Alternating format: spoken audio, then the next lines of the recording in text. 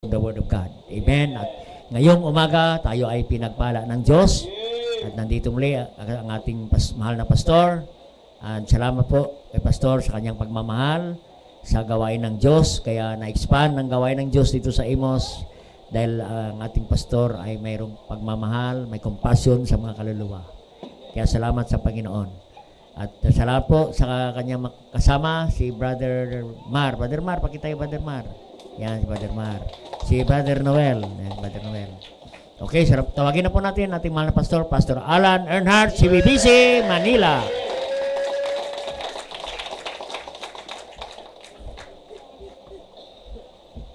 Magandang umaga po sa lahat, and ako po ay napapasalamat. Muli ay makaparito ako sa inyo, makasama kayo sa pananambahan, and muli makita ko yung maraming mga senior, gagaya kong senior din. And in spite ng kanilang mga kapatid, doon hindi ko masyadong nabibigyan ng pansin yung matanda, na yung hirap ng isang matanda. Ngayon, nararanasan ko. Kasi hindi na ako halos makalakad. Kaya ang hirap. Pero still, andito sila. Amen. Hindi doon sa iban man, nagpapatuloy. Sa Panginoon naman, walang hindi magagawa ang Panginoon. Amen. So, salamat. Tayo po ay tumayong lahat. Hindi na tayo magtatagal. Tayo po ay dumako na sa ating pangangaral ng salita ng Diyos. Salamat kay Pastor Bong na patuloy na sa kanyang family, sa church, na patuloy na nagagamit sa maraming kaluluwang naliligtas. Amen. And tayo na papasalamat mga kapatid. Siguro kung walang taong nagdala sa atin dito, nagdala sa atin na ilapit tayo sa Panginoon, wala po tayo ngayon dito. Okay, Book of Psalm 127, verse 1, and then tutuloy po tayo sa Hebrews chapter 13, verse 1. Psalm 127 in verse 1. Sabay-sabay na lang po natin basahin ito. Psalm 127, verse 1. Okay, begin. Except the Lord build the house, they labor in vain that build it. Except the Lord keep the city, the watchman waketh but in vain. Then, tutuloy po tayo sa Hebrews, Book of Hebrews, chapter 13.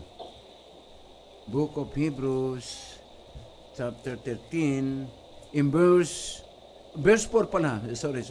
Nabanggit ko kanina verse 1. But verse 4 pala mga kapatid, itong isang verse lang mang itong babasahin natin. Hebrews chapter 13 verse 4 begin. Marriage is honorable in all, and the bed undefiled, but warmongers and adulterers God will judge. Tayo po ay manalangin. Dakilang Diyos naming makapangyarihan sa lahat. Muli, salamat po sa umagang ito na binigyan niyo po ulit kami ng pagkakataon na makalapit sa inyo. Makapagpasalamat, O Diyos. Salamat, Panginoon, sa kabila ng aming maraming pagkukulang. Andiyan kayo, hindi nagkukulang sa amin. Salamat muli, Panginoon, na makapanambahan sa inyo, hamunin kami ng inyong mga salita. Salamat, O Diyos, meron kami inyong salita, nagabay namin sa aming pamumuhay, protection namin sa kasalanan, Panginoon, sa tukso ng kasalanan nagagawa ng sanlibutan ito. Banal Espiritu ng Diyos, tulungan niyo po kami ngayong umagang ito. Bigyan niyo pang pangunawa ang bawat isa. Ganon din naman ay tulungan niyo po ako, O Diyos, as I preach thy word. Make me a blessing to these people. Lord, this is not my message. This is your message. I just want to be a blessing. I just want that thy name be glorified today. In Jesus' name we pray. Amen. Okay, tayo po ay makakaupo na. And nais ko munang umawit, mga kapatid. Hello.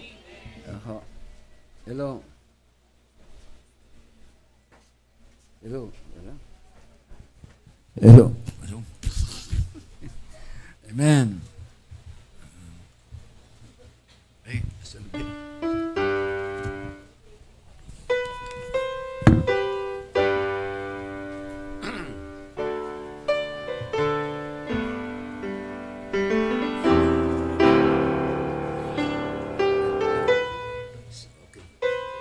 While the world looks upon me as I struggle alone, they say I have nothing, but they are so wrong. In my heart I'm rejoicing, how I wish they could see. For you blessings on me. There's a roof up above me, a good place to sleep. There's a food on my table and shoes on my feet. You gave me your love, Lord, and a fine family.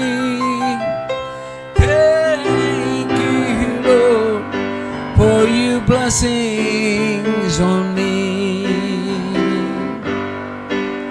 I know I'm not wealthy, and these clothes, they're not new. I don't have much money, but Lord, I have you, and that's all that matters, though the world may not see. For you blessings on me. There's a roof up above me, I've a good place to sleep. There's a food on my table and shoes on my feet. You gave me your love, Lord, and a fine family.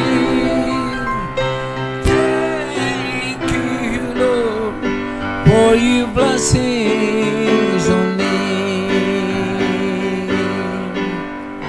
Thank you, Lord, for you blessings on me.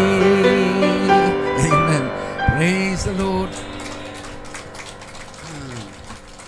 Salamat po sa inyong panalangin, mga kapatid, sa amin, sa church, doon po sa Manila, and sa akin, personally, ako papasalamat na sa inyong panalangin sa akin na manatiling malakas, bagamat mahina na ang tuhod, pero still, masaya po ako naglilingkod sa Panginoon. Amen? Mag-74 na ako, mga kapatid. But, salamat sa Panginoon at nagagamit pa sa gawain ng Panginoon. Pag may nangungumusta nga sa akin, Pastor, kamusta na kayo? Ito, buhay pa. Nagagamit pa sa gawain ng Panginoon. Minsan, sabihin, Pastor, mukhang bata pa kayo. Parang hindi pa kayo 73. Pero Pastor, parang hindi nakikita sa mukha niyo Pero sa lakad niyo nakikita na. Kako, alam niya ka. Okay. And dito po sa ating binasa, mga kapatid, doon po sa Book of Psalm, and salamat kita po kami ni Brother Jerry. Matagal na kami hindi nakikita nito Unang makita ko ito doon sa Taiwan, nandun kami sa Taiwan And sa ngayon ako 74. Siguro 64 ka na rin, Brother Jerry. Parang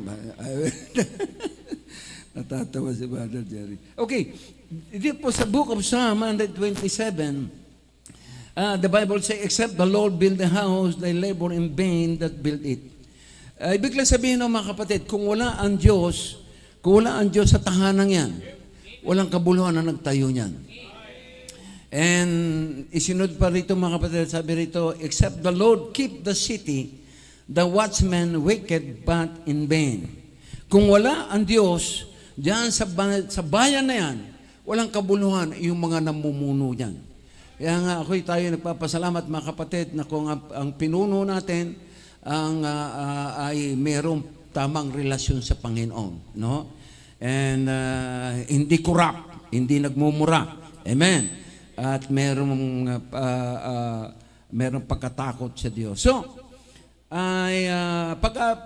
pag-uusapan po natin mga kapatid, ngayong umaga, building a strong marriage. Ako po yung babahala sa pastor mga kapatid, may ipinas yung bill na about divorce. And baka mapaboran yun dahil nadinig ko na mas marami ang okay sa kanila ang divorce. Ilan lang yung hindi ang ayaw sa divorce. But mga kapatid, as a Christian, as a Bible believer, tayo po naniniwala, hindi po tayo naniniwala sa divorce. Ang sabi nga ng Bible, yung isang lalaki at babae na pinag-isa, kamatayan lamang ang makapaghihiwalay rito. Ang problema po mga kapatid, ang problema po ng maraming mag-asawa, nagpapakasal. Ando naman kakasal. Oo. Pero ang problema ng mga kapatid, walang tamang relasyon. Hindi nakakapakinig ng salita ng Diyos. Walang protection. Salamat mga kapatid, meron tayong church, meron tayong salita ng Diyos na every time tinuturo po sa atin paano mamumuhay, makakapamuhay ng na mahalaga sa harap ng Panginoon. As a family, itinuturo po sa atin paano ba yung mga tungkulin natin bilang isang family. And mahalaga po, mga kapatid, pag-usapan nga natin ang kahalagahan ng pagsasama ng isang mag-asawa. And mahalaga po ito, mga kapatid, dahil ito po yung target ng kalaban. And yun po ang layunin ng kalaban ni Satanas, ang sirain ang family. And by the way, sabi ng the book of John, the thief cometh not but for to steal, to kill, and to destroy. Ang magnanakaw, sino po yung magnanakaw? Walang iba kundi si Satanas, yung ating kalaban. Naparito siya para Para sirain niya, patayin. To kill, patayin niya yung magandang relasyon natin sa Panginoon. Nakawin niya yung masayang buhay na natin, natutunan natin sa Panginoon. At sirain yung buhay natin. Yan po, kung hindi po tayong may ingat, kung walang church, walang salita ng Diyos, ay magkakaroon po ng problema ang pamilya natin. O ikaw mismo, magkakaroon ng problema. And so, kaya nga, dahil sa ang tao po ay walang, gagamit ba ito? Hello. Ayun. Lagi ko, kasi nililipad yung itong, so, asan ba tayo? Wala na. Hello, ayun. So, yun po mga kapatid, salamat merong church, merong salita ng Diyos, nag-protection natin laban sa kalaban, mga kapatid. And dahil nga po sa maraming paghihiwalay ng isang mag-asawa, ay marami pong, dahil nga sa walang tamang relasyon, maraming hiwalay ng mag-asawa. Maraming broken family. And maraming anak na lumaki na hindi nila kilala yung kanilang mga magulang. iniwan na lang sa farm. May nakakadinig. Iniwan na lang sa farm. Hindi na nakapag-aral. By the way, sa mga young people, sa mga anak, mapalad kayo kung ang nanay nyo, tatay nyo, nandiyan kasama ninyo. Marami po sa church, ako'y nahabag doon sa mga kabataan, marami kami young people na hiwala yung kanilang magulang. Yung babae, merong isa sa amin, taga-Tondo, na sino kasama mo ngayon? Sabi nga, hiwalay nga raw sila nung kahiwalay yung kanilang magulang. Saan ka nakatira? Doon po sa stepfather ko. Bakit? Bakit nakatira ka sa stepfather mo? Nanay mo, andyan din. Wala po. Bakit? Kasi nag-asawa na naman yung nanay niya, nag-asawa pa. Pampira, pangilan na kayo? Pang-apat po. Ay, pambihira mga kapatid. Yun po, kaya nagkakaroon po ng ganon, kawalang maraming paghihiwalay, maraming broken family, dahil nga sa walang tamang relasyon sa Diyos. So, yun po, ngayong umaga mga kapatid, pag-uusapan natin, building a strong marriage. Pag itinagalog natin dito, ngayon at kailanman. Amen. Number 1, building a strong marriage. Pag-usapan, the foundation of a strong marriage. Foundation. Ibig sabihin, matibay na pundasyon sa kasal o sa pagsasama ng isang family, ng isang mag-asawa. Ano nga ba ang matibay na pundasyon sa pagsasama ng isang mag-asawa? Ang salita po ng Diyos. Sa Book of Psalm, katulad ngayon doon sa ating text, sabi ron, except the Lord build the house, they labor in vain that build it. Kung wala ang Diyos sa tahanang yan, walang kabuluhan yang nagtayo ng tahanang yan.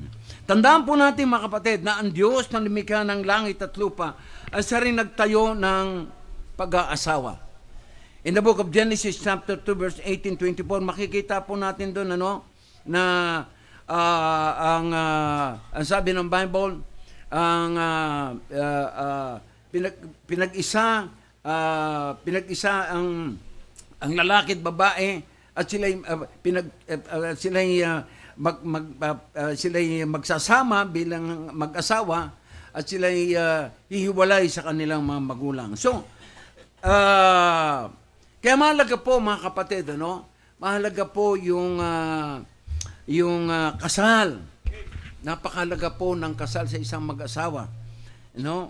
Kaya nga sa Hebrews 13:4 nakalagay ro, marriage is honorable and the bed is undefiled. Ang pag-aasawa po ay isang karangalan, isang dangal. Isang dangal. Ngunit nakakalungkot nga po mga kapatid, maraming pagsasama ang walang karangalan, walang dangal. Marami ngayon nagsasama pero hindi kasal. Tawag nila dyan, live-in, testing. Para nga naman pag hindi nagkasundo, madaling maghiwalay. Nakakalungkot yung mga kapatid, mga 3 na yung anak bago magkakahiwalay. Kaya nga po yung divorce ay ang nakakaawa po nito mga kapatid, yung mga kabataan. Meron 3, 4 na anak bago maghihiwalay. Nakakalungkot po yung mga kapatid. And so, yun po ang nangyayari po sa ngayon, marami live-in na lang, testing, para mga naman, pag hindi nagkasundo, madaling maghiwalay. Yan ba mga kapatid, tinuturo ng Bible? Hindi po. Yan po ay fornication, yan po ay kasalanan sa Diyos, pagsasama kayo na hindi kayo kasal. Amen. Yan po ay kasuklam-suklam sa harap ng Diyos. Sino po sumira nito? Sinira ito ng mga, yung kasal, sinira ito ng mga artista. Hindi naman lahat ng artista, pero karamihan ng pinagagawa sa artista na ay makikita natin sa maraming artista na hindi napapahalaga ng kasal. Maraming hindi nababanggutin, ano, sino yung mga artista yan? Ang daming asawa. Kaya kawawa naman kawawa yung mga anak. Ilan po artista? Marami pong artista hiwalay. Dahil nga, itong mga taong, kilala sila, pero walang pagkakilala sa Panginoon. Walang tamang relasyon sa Diyos. So, sinira po ng mga yung dangal, yung karangalan yung kasagraduhan ng kasal ay sinira po ng sanlibutan ng mga artistang yan. Kaya kung ako po nanonood din naman mga teleserye. Pero kung mga kapatid, be sure na kung nanonood ka naman, be sure na mas marami napapakinggan mo sa salita ng Diyos. Dahil kung hindi, madadala ka dyan. No? And ito nga, sa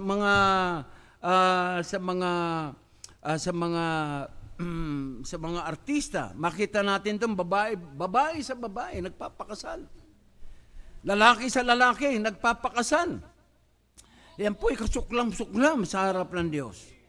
Kaya nga sinunog yung Sodom and Gomorrah dahil dyan, lalaki sa lalaki, babae sa babae. Mga kapatid, salamat sa Panginoon. Isang patotoo po, no, na salamat sa Panginoon at kami mag-asawa ay nakakilala po sa Panginoon na ligtas. Naranasan po namin mag-asawa, mga kapatid, mamuhay na malayo sa Panginoon. Ako po ay nakakilala at days of 14 years old. And kaya nga ilang taon, mga kapatid, nagsama kami mag-asawa na kilala namin ang Diyos, pero wala kaming tamang relasyon sa Diyos. Hindi kami namumuhay sa Diyos. Walang pananambahan. So wala, magulong buhay. Naranasan po namin ang marangyang buhay. Masipag ako. Karoon kami ng magandang hanap buhay. And karoon kami ng lupa at bahay sa San Andres. Yun ay dahil sa pagsisikap namin mag-asawa. At that time kami ay newspaper dealer. And lumakas naman dahil kay Ninoy, namatay si Ninoy, malakas ang dyaryo. By 1986, ay nakabili kami ng bahay, ng lupa, and then 1989, patayo na kami ng bahay. So, marangyang buhay, mga kapatid. Marangyang buhay, pero magulong buhay. Bakit magulong buhay? Kasi pag marami kang pera, marami kang bisyo. At yun po naging ipinapatotoo ko sa inyo. And andun, maraming kaibigan, maraming pera. Andun yung alak, andun yung sigarilyo, ang nightlife lalo na. Kaya madaling araw na ako kung umuwi sa bahay. Andun yung pag-uwi ko, madaling araw, gising pa yung misis ko. Andun, minsan andun yung nabanggit sa akin na misis ko noon. Hindi ko makalimutan yon. Papa, kung di ka magbabago, maghiwalay na lang tayo. Kako bakit? Pabaya ba akong tatay? Pabaya ba akong tatay? Irresponsable ba akong tatay? Pinabayaan ko ba kayo? Ganun po, maraming tatay sa ngayon. Pinabayaan ko ba kayo? Dahil sa pagsisikap natin mag-asawa, andyan, naitayo natin yung lupa't bahay. Karoon tayo ng property, magandang hanap buhay. And then, meron tayong mga sasakyan. Pabaya ba akong tatay? Sabi ng misis ko, sabi ko nga, hindi na ako pabayaan tatay. Huwag mo naman pigilan ang pakikisama ko. Huwag mo naman pigilan pakikisama ko. Nakikisama lang naman ako sa mga kaibigan ko. Oo. Ang ibig sabihin, mga kapatid, ang ibig ko sabihin doon sa miss ko, pagbigyan mo naman ang pagkikisama ko, yung pag-iinom ko, yung paninigarilyo ko, yung nightlife ko, pagbigyan mo naman ako, hindi ko naman kayo pinababayaan. Hindi naman kumikibo ang misis ko. Pero halos at the time, talagang dahil pera eh. Pag marami kang pera, ay, marami ka talagang. Minsan, money is the root of all evil. Kung wala ka sa Panginoon, ako po'y naniniwala, what you sow, you reap. Maaring, pag masipag ka, aani ka, masipag ka eh. Pero kung wala ka sa Panginoon, sisira ang buhay mo. Kailangan mo. Sabi ng Panginoon, without me, you can do nothing. And dumating nga yung mga kapatid, salamat sa Panginoon. Pinaranas sa akin ng Panginoon kasi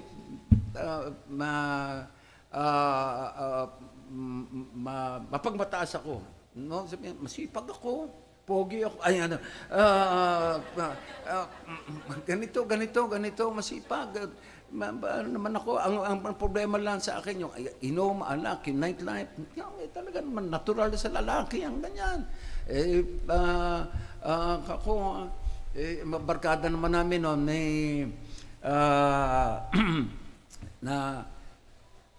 andun yung, maingat naman kami. Andun yung katwiran namin, pare, bakit bibili ka ng buong baka? Ibig sabihin may mga kabit. Kasi kami makasama maraming kabit. At yun po nangyayari sa maraming ngayon. May mga kabit. Pag maraming pera, maraming kabit. Oo.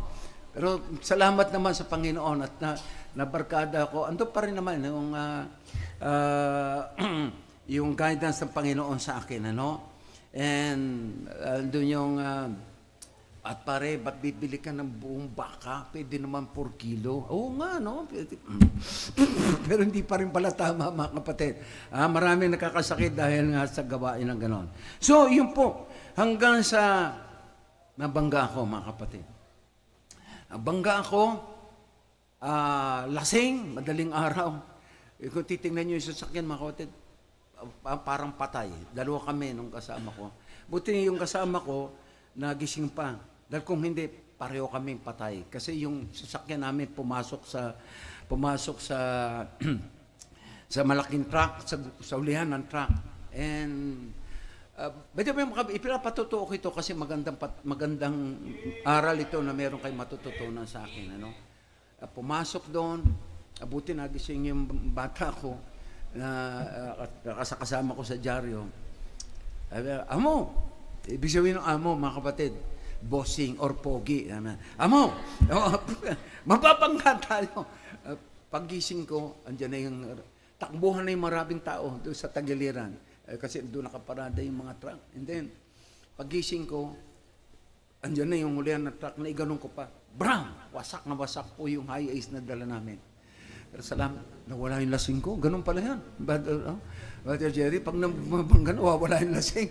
Ako, salamat. Nakatawag na ako sa Panginoon. Panginoon, salamat, buhay pa. Yung kasama ko, nasa ilalim. Ako, Dennis, kasi nasa ilalim siya ng truck eh. Amo, buhay pa, salamat naman. Pero lumabas, puro sugat ng katawan. Punong-puno ng, parang dugoan po kami. Dugoan yung salamin eh, nabasag. And madalit sabi mga kapatid, hininto ko muna yung alak. 3 buwan. Hindi ko makalimut, 3 buwan. Nakikinig na ako ng salita ng Diyos sa mga sa radio, sa TV. Hindi ko makalimutan si Jimmy Swaggart, pinapanood ko na yan. Pero mga kapatid, iba talaga yung sa simbahan. Kasi itinayo ng Panginoon, hindi naman TV. Hindi live streaming. Ay tinayo ng Panginoon simbahan. And hindi nagtagal. Wala, nanonood lang ako. Walang pananambahan.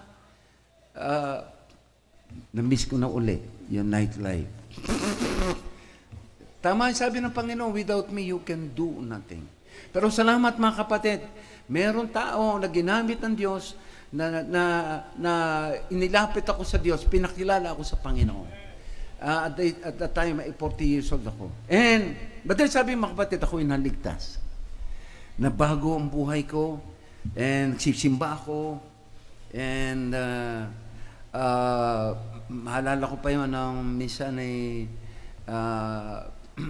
nag-practice kami ng aming pastor doon sa simbahan.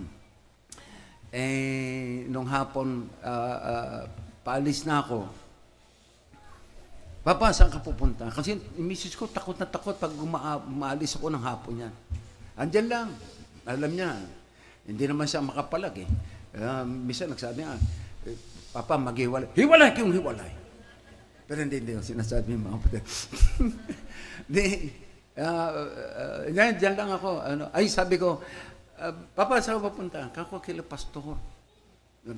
Mag-aaral kami ng kanta. Sabi ng miss ko, Papa, baka ano na yan, ha? Ibig sabihin, baka mabago yung relihiyon ko, eh. Kasi Katoliko siya, eh. Ako dating Iglesia ni Cristo, napunta ng Iglesia kasi Katoliko, kasi Katoliko na naman siya. Marami po akong pinasukang relihiyon, mga kapatid. Muntik pa ako maging saksi ni Jehovah dahil sexy yung kapitbahay namin. May merong mga Mormons, marami po. Pero salamat, mayroong salita ng Diyos. And sabi ng miss ko, baka ano yan, ha? O sige, kung ayaw mo, di wala. Pupunta na lang ako kay paring Mario. Paring Mario, kainuman ko yun. Sabi niya, o sige, punta ka lang kay pastor. Hindi, madali sabi mga kapatid. Hanggang sa nabautismoan ako, ang unang nawin ko sa Panginoon, yung misis ko. And pati yung family ko, ngayon, masaya kami, naglilingkod sa Panginoon. Andyan yung anak ko, andyan yung apo ko, hanggang sa, masaya kami, naglilingkod. May mga problema. Hindi maalis yung problema. Minsan, sa mag-asawa, minsan, andyan yung pagtatalo. Pero dapat kayo nga merong submitting each other in the fear of the Lord. Pagbigayan lang, Hindi yung, baga, bungangera ka? Parang kwentong, parang kwentong, maiksi lang ito mga kapatid, Kaya dinadaw sa kwento. Parang sabi ng pulis doon sa bata, hoy, bata! Kasi gabi na eh. Bakit nandiyan ka pa? At gabi na, nagmagala ka pa. Hindi mo alam, bawal ang gumala sa gabi na pag bata ang gumagala. Ano pa alam mo? Demonyito po. Huy, salbahin. Loko itong batang ito. Niloloko mo ko, kukulong kita. Hindi po, talaga demonyito po. Sino tatay mo? Satanas po. Ay, loko. Nanay mo? Impacta po. Impacta. Ako, niloloko mo ko, kukulong kita. Sabi ng polis. Saan ka nakatira? Sa impyerno po. Ay, pambihira.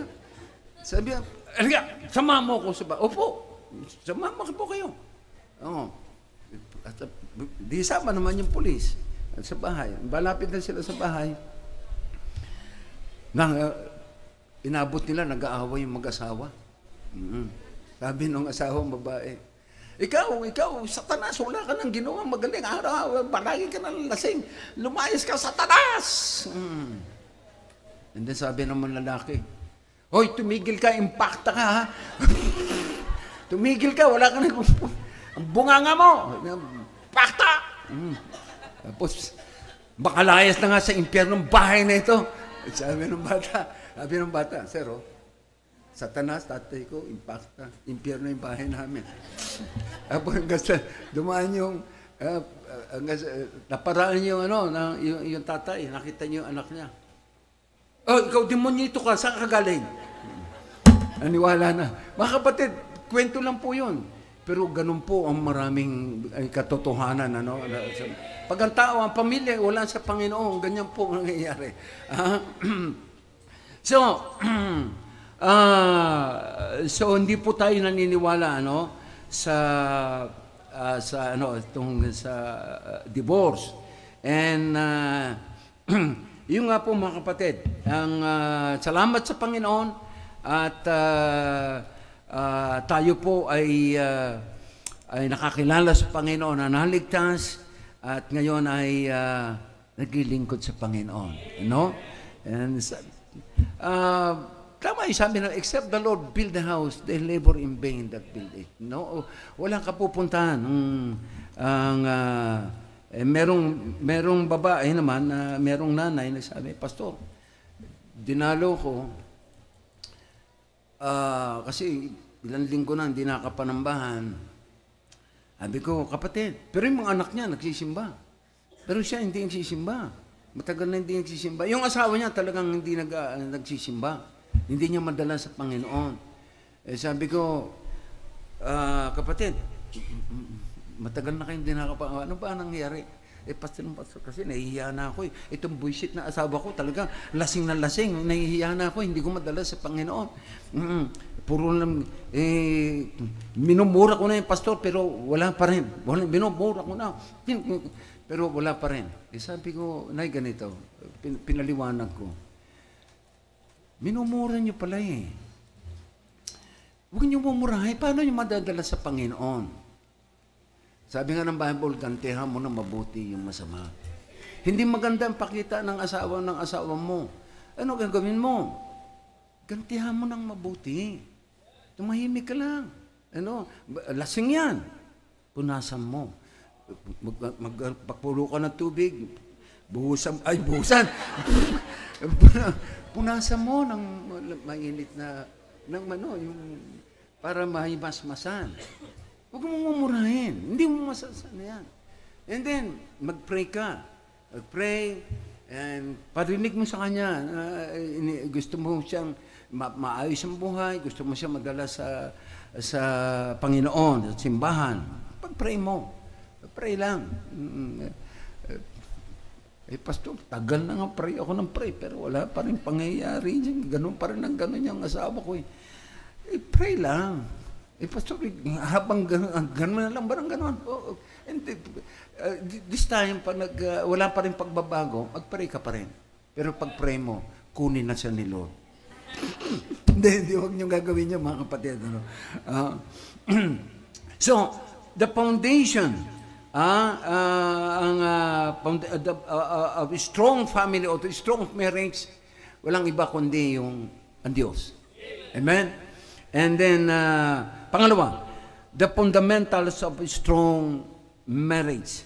Pangunahin, ano yung fundamental means? Pangunahin na kailangan ng isang matibay na pagsasama ng isang mag-asawa, walang iba kundi the truth of the Word of God. The truth of the Word of God. The Bible says in the book of John, chapter 8, verse 32, ang sabi ng Bible, and ye shall know the truth, and the truth shall set you free. And in the book of Proverbs, chapter 4, ang sabi ng Bible, wisdom is the principal thing. Therefore, get wisdom. And with all thy getting, get understanding. Kasi salita ng Diyos, mga kapatid, saka lang tayo magkakaroon ng karunungan, ng pangunawa.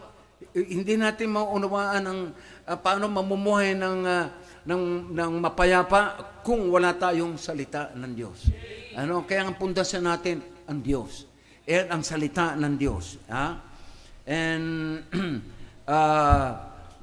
in the book of Proverbs 10, sabi nga, the fear of the Lord is the beginning of wisdom. Ang pagkatakot sa Diyos ay pasimula ng karunungan. Kaya ang tao, mga kapatid, nagagawa nilang kasalanan dahil walang takot sa Diyos. Walang takot sa Diyos. Pero pag the moment nagkaroon ka ng takot sa Diyos, ay maayos po yung buhay natin. Paano ka magkakaroon ng takot sa Diyos? Kailangan mo salita ng Diyos. Kailangan mo pananambahan. Kaya mahalaga po itong ginagawa natin ito. Mahalaga po. And isang katotohanan nga, mga kapatid, na maraming nasirang masayang pagsasama ng isang mag-asawa dahil namuhay sila na walang salita ng Diyos. Maraming asawang babae, iniwan ng asawang lalaki dahil walang pakikinig ng salita ng Diyos. Maraming asawang lalaki, maraming kabit ng babae dahil walang alam sa salita ng Diyos. Maraming asawang babae, maraming asawang lalaki, lulong sa alak, lulong sa sugal, lulong sa drugs dahil walang paglapit sa Diyos. Mga kapatid, thank God, meron tayong church, meron tayong salita ng Diyos na nagtuturo, magkaroon tayo ng isang masayang pagsasama ng family o ng mag-asawa. And maraming salamat sa salita ng Diyos, nagpapatibay ito sa pagsasama ng isang mag-asawa.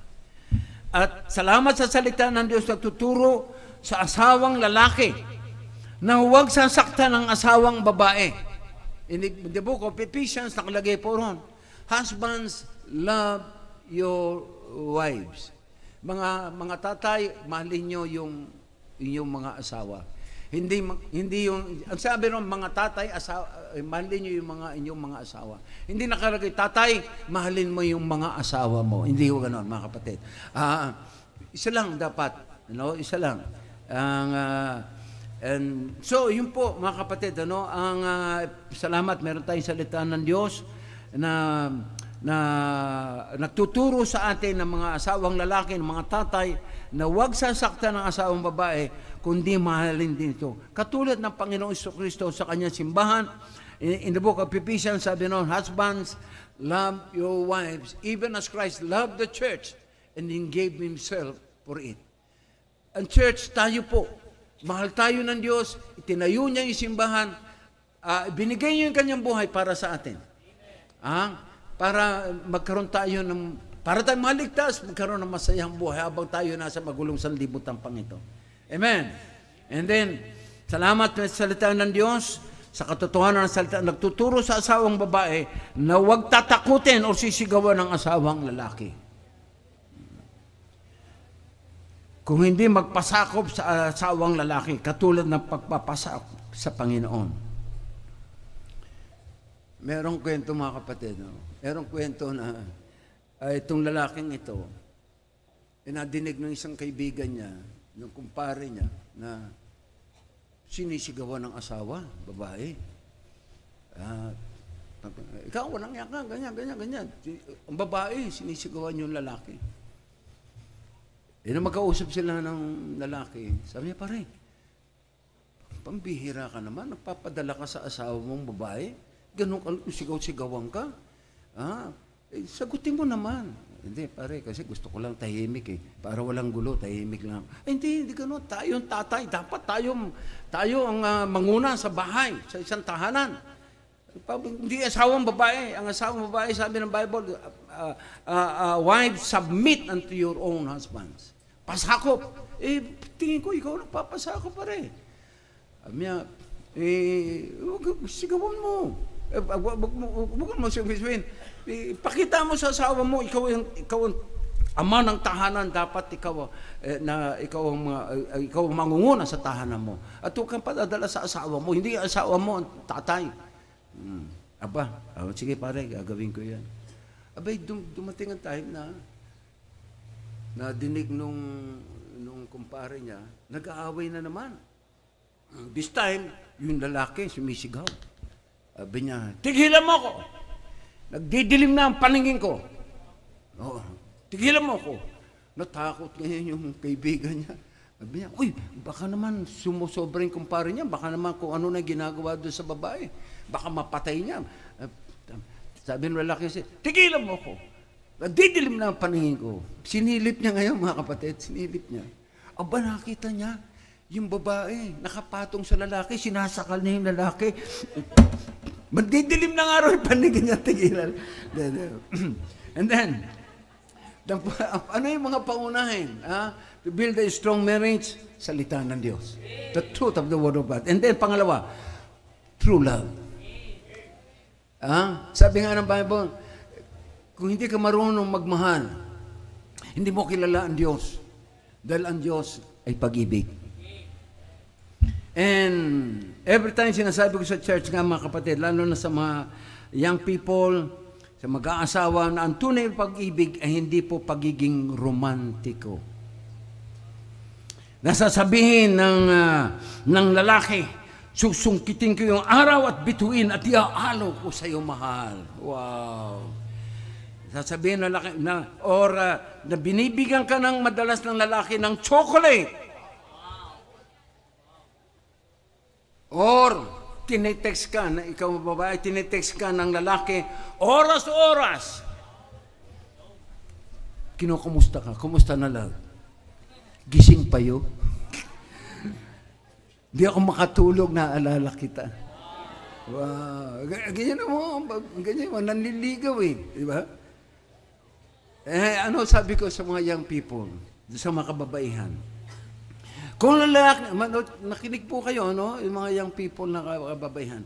Kung ang lalaking yan ay walang tamang relasyon sa Diyos, binobola ka lang yan, niloloko ka lang yan. Amen?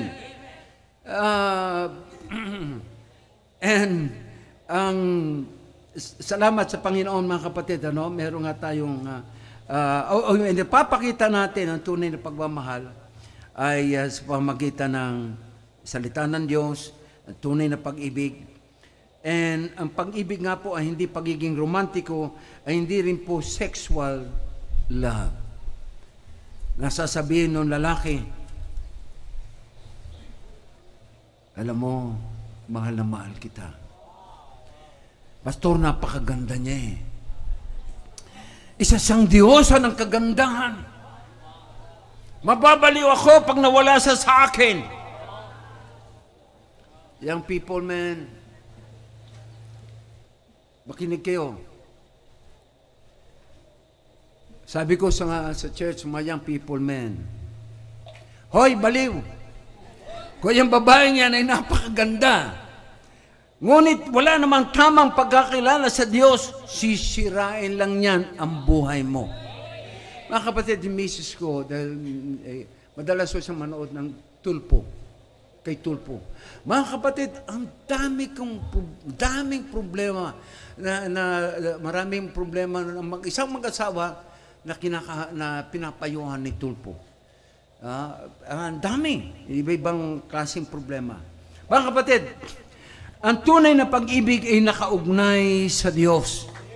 May tamang relasyon sa Diyos. Namumuhay na may takot sa Diyos, namumuhay sa kalooban ng Diyos. Kaya nga kung yung nanliligaw sa iyo o yung nililigawan mo ay walang takot sa Diyos, walang tamang relasyon sa Diyos, hindi kayo magkakaayos niyan. In 1 Corinthians, mga kapatid, ay pinakita po rito yung tunay na pag-ibig. 1 Corinthians chapter 13. Pinakita po ng Diyos ang tunay.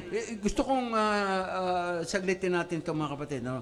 1 Corinthians chapter 13. The Bible says in verse 4, charity means pag-ibig, love. Charity suffereth long and is kind. Charity envieth not. Charity vaunteth not itself, is not puffed up. Marami pa rito, mga kapatid, ano? Ang ipinaliwanag rito yung kung ano ibig sabihin ng pag-ibig. And verse 4 lang, mga kapatid, may makikita natin doon, ano? At sabi ng Bible, ang pag-ibig, ang tunay na pag-ibig, suffereth long and is kind. Ibig sabihin ng matiisin, matyaga, hindi nagbabago, mabait, and is kind. Yan po malaking pagsubok ng maraming mag-asawa na dito sa mga bagay dito po sa mga bagay na ito, nasusubukan ang tunay na pag-ibig. Sa pagiging matiisin at mabait. Kasi marami pagka tumatanda, hindi na naging matiisin eh. Hindi na naging mabait eh. Mabait lang pagka nandiligaw. Tandaan po natin, mga kapatid, tumatanda po ang bawat mag-asawa. May pagbabago po sa kanilang mga sarili. Yung asawang babae, kumukulubot na ang balat ng katawan. Nag-iiba na ang katawan. May salbabida na ang katawan, mga kapatid. Nag-iiba na ng amoy. Dati amoy magandang pabango. Mabangong pabango. Ngayon nag-amoy lupa na. Amoy tiger balm.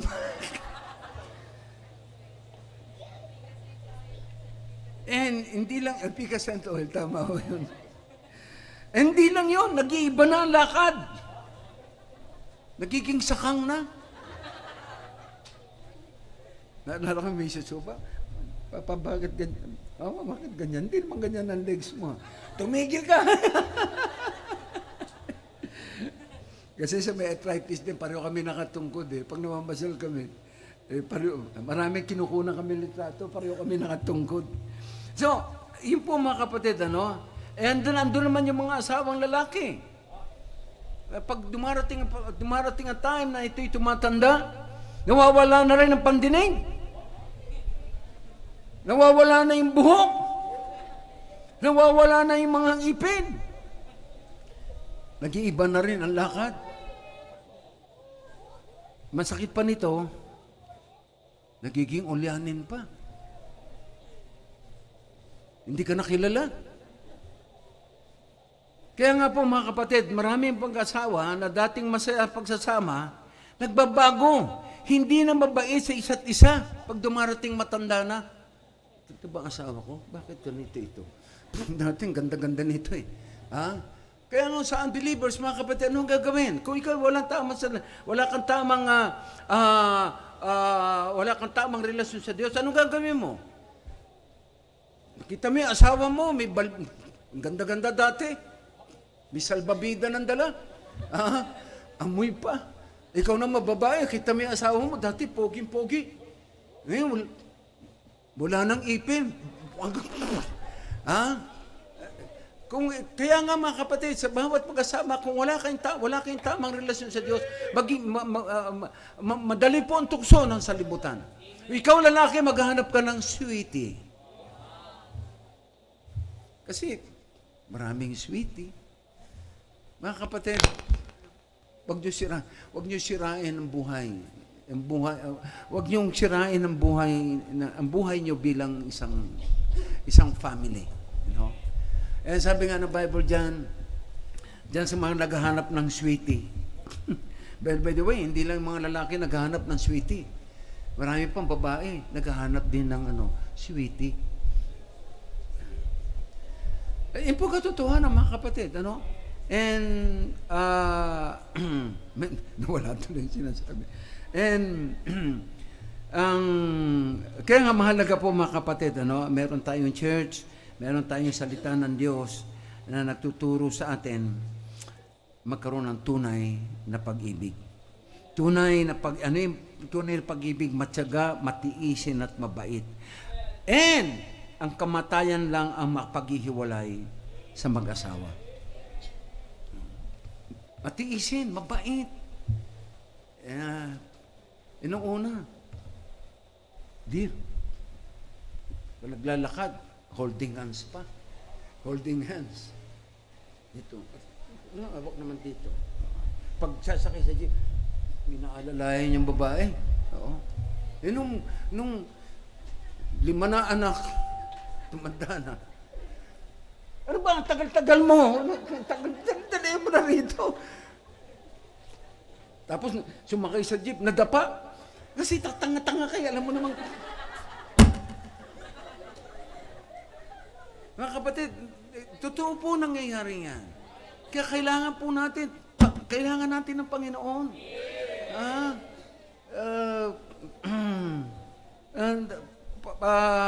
Na ang kamatayan lamang ang paghihiwalay.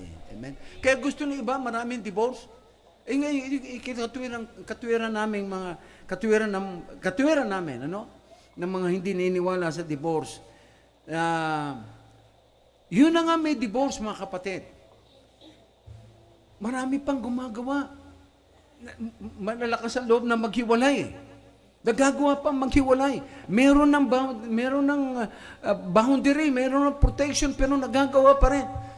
Na pagkatapos ng kasal, hiwalay. Yan, yun nga, nagiging problema, naging annulment, magastos yun. Kaya gusto nila divorce para sa dali lang, hiwalay kang hiwalay. Oo. Tapos, pwede na siya mag-asawa ng iba. Ganun naman yung mga politician na yun eh. Hindi naman lahat mga kapatid na politician. Pero kung ikaw hindi naniniwala sa divorce, abay, mga kapatid, lumapit ka muna sa Panginoon. Ayusin muna yung sarili mo. Kasi ang tunay na pag-ibig, ang tunay na pagsasama ng isang mag-asawa ay kamatayan lang ang mapaghihiwalay. Amen? Bisan mo, bisan bisan maano kayo, no? Yung asawa mo. Kaya ang payo ko sa mga lalaking young people, mag-asawa kayo ng taong, yung mga babaeng may tamang relasyon sa Diyos. Ikaw ng babae, magpaligo ka sa isang lalaki na may takot din sa Diyos. Pastor, wala ang pogir sa chicks eh. Sabi ko, walang iya kayo. Sa ibang church, marami dyan. So, mga kapatid, the foundation of the strong marriage or strong family is ang Panginoon. Pundasyon, ang Diyos. Pag nawala ang Diyos dyan, sa tahanang yan, walang kabulong nagtayo niyan. And then, ano mga fundamentals? Ano pangangailangan? Sa masayang pagsasama ng mag-isang mag-asawa, salita ng Diyos. Kaya mahalaga po ito. Paano malalaman? Paano malalaman ang tungkulin mo bilang isang mag-asawa kung wala kang alam sa salita ng Diyos? Kaya mahalaga po ito. No? And the last, the fruits of a strong marriage. Bunga ng isang masayang pamilya. Matibay na pagsasama ng ang bunga ng isang may magandang pundasyon, may pangunahin sa kanilang may andun yung salita ng Diyos, andun yung pag-ibig. Anong bunga nito mga kapatid? Happy family. Happy family. Magbibigay ito ng kaluwalhatian sa Diyos. And hindi lang yon, matututo ang next generation. Kasi yung mga bata, kung ano nakikita sa magulang, yun ang gagayahin nila eh. Kung ikaw, tatay, nagsusugal, okay, namumuhay sa alak, asahan nyo na yung anak nyo, ganun din. Nakikita kayo, nagmumura ka, ikaw tatay, nagmumura, lasinggero, babaero, hindi nagsisimba. Mga kapatid, asahan mo yung anak mo. Ganun din yan. Ikaw, babae ka, nanay ka, pero bunganghera, marites ka o whatever, nagsusugal ka, hindi ka nagsisimba. Asahan mo yung anak mo. Bisa meron mga nanay, mga magulang, sige, simba kayo. Sila wala. Hindi sisimba. Marami sa church yan. Meron sa amin mga kapatid, doon yung mga anak, 5 magkakapatid. Pero yung nanay, yung mag-asawa, hindi nagsisimba. Every time sinasabi ko, ayaw po, pastor eh. Hindi nagtagal, nagkahiwalay. Yung babae, yung lalaki, merong kabit. Yung babae naman, dahil nalaman niya na may kabit, ng lalaki rin. Ayun, iwalay. Yan ba ang buhay? Kaya yung buhay na wala sa Panginoon, ang kawawa yung mga bata. Hindi ba kayo naaawa ron? Yung mga anak nyo, iwanan nyo lang sa farm. Walang magtuturo. Amen? So, mga kapatid, salamat. Meron tayong church. Meron tayong salita ng Diyos. Tinuturo sa atin paano magkaroon ng tunay na pag-ibig. Tunay na magkaroon ng masayang pagsasama ng isang family. And salamat, meron church. Magandang tanghali po. Tayo po ay tumayong lahat. Tayo po ay manalangin. Dakilang Diyos namin makapangyarihan sa lahat. Panginoon, salamat po sa inyong salita na nahayag. Salamat sa pagtulong niyo po sa akin. And salamat, Panginoon.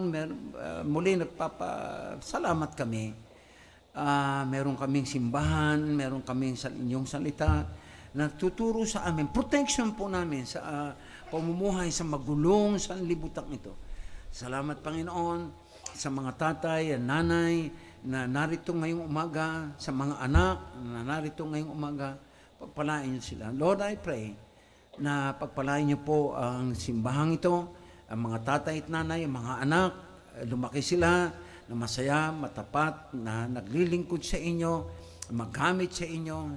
Salamat din kay Pastor Bong, kanyang family, ang bawat members ng simbahang ito, na patuloy na ginagamit niyo po, Panginoon, na patuloy na masaya, matapat na naglilingkod sa inyo. Ito po amin dalangin pa. Salamat o Diyos sa pangalan ni Jesus. Amen. Bato po.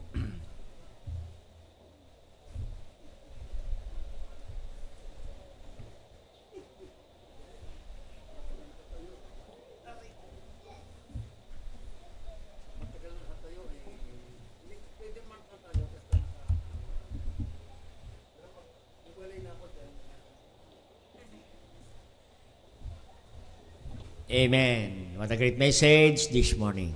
Amen. Building strong marriage, strong family. Amen. Kaya salamat sa Panginoon. Walang titibay na pamilya kung wala ang Diyos. Amen. Except the Lord build the house, your labor is vain. Sayang po ang pagpapagal, sakripisyo, nagtatrabaho, nagbi-business ka, kung ang pamilya ay walang Diyos. Tama po ang mensahe ni Pastor sa Psalm 127 verse 1. Kaya kailangan ng isang pamilya ay Diyos. Mahirap po ang isang pamilya na makasurvive kung hindi nila kasama ang Diyos sa pagtayo ng tahanan. At walang salita ng Diyos na yan po ang fundamental need ng pamilya ay ang salita ng Diyos. Yan po ang prinsipyo ng pamilya, ang salita ng Diyos. Yan po ang standard ng pamilya. Kaya salamat, mayroong simbahan na nagmamahal sa pamilya, nag-aalaga sa pamilya. Kaya ngayong umaga, if you want to build your family to the Lord. Kaya kung isang pamilya ngayon, ikaw ay tatay na wala pa kayo sa Panginoon, sige po, ilapit mo yan sa Panginoon. No, sige po, habang tinutugtog ang panyaya, habang tayo nakapikit, sige po, if you are blessed with a message this morning about building strong family, yan po ang dahilan kung bakit mayroong simbahan dito, Christian Bible Baptist Church Imos. Because this church is for family. A family without God, a family without Word of God, a family without a church is a broken family. Don't build your family with money, with influence. Build your family with the Lord. Kasama natin ang Diyos. Sige po, mga anak, kung ang pamilya mo, hindi pa kayo sama-sama, napaganda ang isang pamilya united sa Panginoon, united sa church. Anong saya ng tahanan pag ang isang pamilya sama-sama sa Panginoon? Kaya sabi ng Psalm 122 verse 1, I was glad when they said unto me, let us go into the house of the Lord. Napakasayang pamilya ng isang pamilya sama-sama sa simbahan, nag-aaral ng prinsipyo ng salita ng Diyos. Sige po. You want to pray your family today? Sige po. Just come to the altar and talk to God. Lord, build my family, strong family. Sige po. Kung ang pamilya mo ay mayroon kayong problema sa pamilya, you are in trouble in your family today, why not come in the altar? Hindi mo kasama ang anak mo, ang father mo, ang mother mo. Why not come in the altar and bring it to the Lord? Sige po, kausapin natin ang Diyos. What a great message this morning. We cannot survive. It's hard to survive your family without God. Without the Word of God. Without a church. Ang mga anak natin, ang pamilya natin masisira. It's a broken family. And many broken family nowadays because without Christ.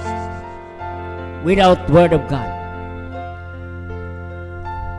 Without a church. nakakalungkot ang isang pamilya. Sige po, bring your family to the Lord. If you want to bring your family to the Lord, just come to the altar and pray to God. Lord, beg on God that God will speak to every member of our family to be united with Christ. Sige po, kausapin natin ang Diyos. Sige po, just kneel down to God in prayer. Sige po, napagandang mensahe, building. We don't believe divorce. We believe the unity of marriage and sanctity of marriage. Sige po, kausapin natin ang Panginoon. You are in great needs today.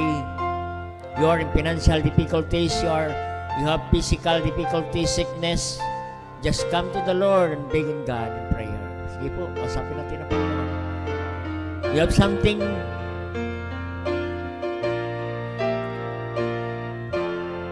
na ibigay sa Diyos. Sige po, bigay mo sa Panginoon. Whatever within your heart today, sige po. Don't go home. Your problem, you are in trouble today, sige po. Don't go home without talking to God. Go home with peace of mind and rest. Sige po, kausapin natin ang Panginoon.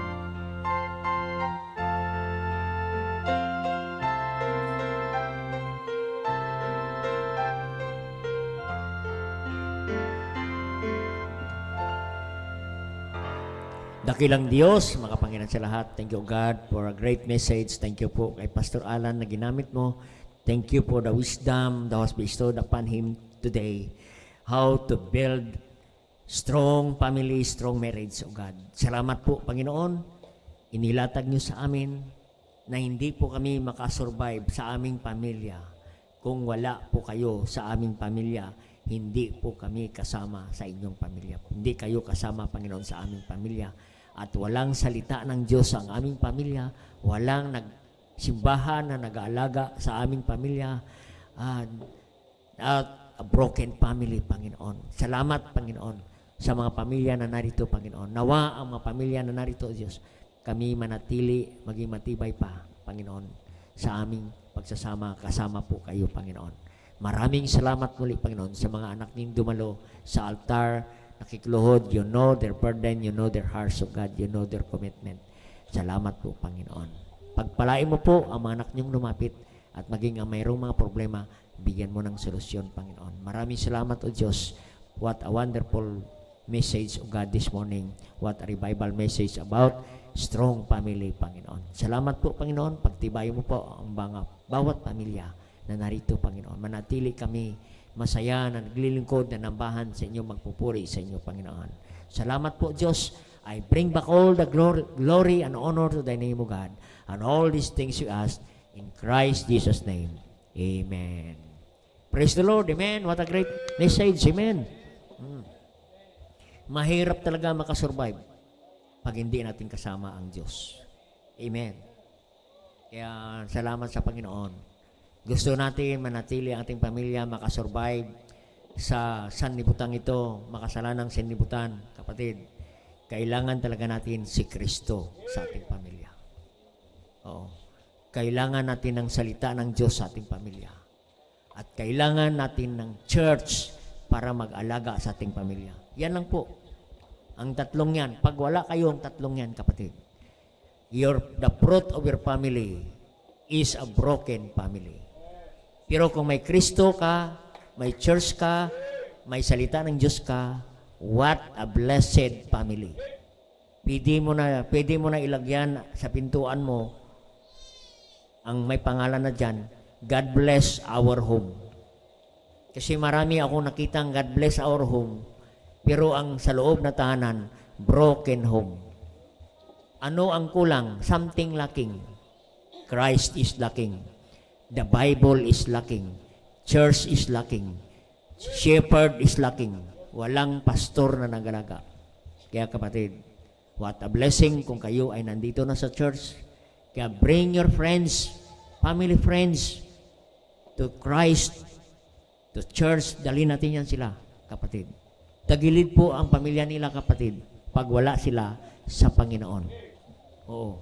Pag wala yan, kapatid, Magbilang ka lang ng ilang buwan, ilang taon. O, makita mo sila, wala na. Yan po ang resulta. Oo. Kaya yun po ang katotohanan, kapatid, sa ngayon. Lalo na, ano pa ngayon ang divorce bill, nako. Oo. We don't believe divorce. We believe the sanctity of marriage. Amen? Oo. Kaya ang layunin ng simbahan, hindi paghiwalayin ang mag-asawa. Ang layunin ng simbahan at ang Diyos, paigtingin at pagandahin, sikapin, no, na ang pamilya ay united sa Panginoon. Oo. Kaya kahit anong bills yan, kapatid, kung walang Panginoon, walang mangyari, kapatid. Kaya salamat sa Panginoon. Panginoon lang po ang makasolba sa ating pamilya. Amen. Sige po. At bago po tayo mag-closing song, no? Ay tayo muna ay mag-offering, ano? Sa aming mga bisita po, ang offering po ay voluntary. Pero sa aming mga kapatiran, is our privilege to give unto the Lord. To return the blessing of the Lord. Sige po, tawagin na po natin ang ating usher. Let us give cheerfully.